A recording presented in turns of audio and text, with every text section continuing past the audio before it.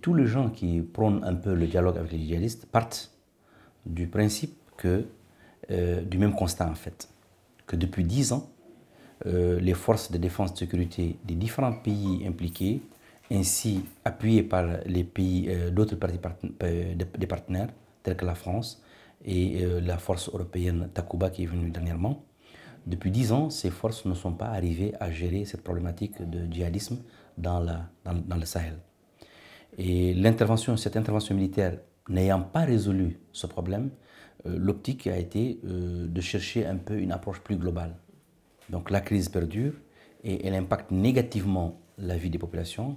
Donc la recherche de cette approche plus globale impliquait une démarche politique. Et cette démarche politique renfermait en son sein un dialogue, le fait de parler avec ces gens pour essayer de les ramener à de meilleurs sentiments.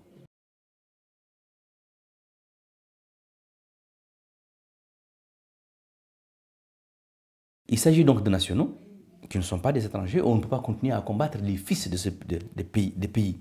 Et c'est des gens qui ont basculé dans cette déviance parce que, comme je l'ai dit, qu'il fallait soit se protéger ou protéger leurs siens ou bien leurs parents ou éventuellement se venger de quelque chose d'autre. Les États ont compris que pour ne pas continuer à se massacrer mutuellement, essayer d'aller vers ces gens-là, essayer d'amener ces gens-là pour essayer de les convaincre, d'abord de les démobiliser, ensuite de les ramener à de meilleures raisons. Mais vu qu'il y a une diversité de profils et de motivation, parce que c'est celui-là a rejoint parce qu'il veut se protéger lui-même, parce que l'autre a rejoint parce qu'il est victime de ceci, ça veut dire qu'il faudra que ce dialogue soit engagé avec les gens partant de leur profil propre et pendant leur trajectoire propre. Et éventuellement y associer donc les communautés, parce qu'ils appartiennent quand même à des communautés dans lesquelles ils partent.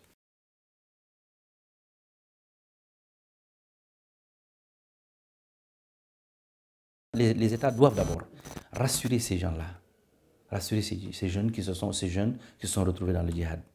Ils doivent s'engager à prendre en compte toutes les raisons qui ont amené ces jeunes-là à rejoindre ces groupes. On doit aussi leur proposer un pardon dans le cadre d'une justice transitionnelle. Quelqu'un qui peut être libéré va être libéré facilement, quelqu'un à qui on peut accorder une peine simple pour essayer des trucs, mais il faut aussi qu'en les démobilisant, qu'en les sortant de cela, qu'on arrive à leur trouver le moyen de les réinsérer dans la société. Et là, il faut que les États, quand ils prennent ce genre de programme, vraiment tiennent à la parole.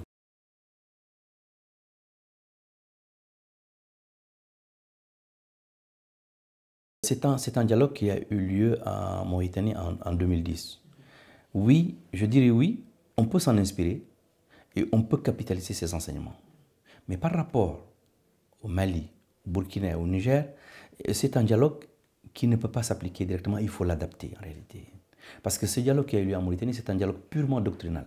C'était des jeunes Mauritaniens ou bien des Mauritaniens qui avaient rejoint les groupes par conviction religieuse. Alors que dans les autres pays, les gens ont rejoint pour d'autres motivations, qui sont soit se protéger, protéger ses biens, protéger les siens, ou victimes d'une certaine injustice ou autre chose. Il faut essayer d'adapter, prendre en toutes ces motivations.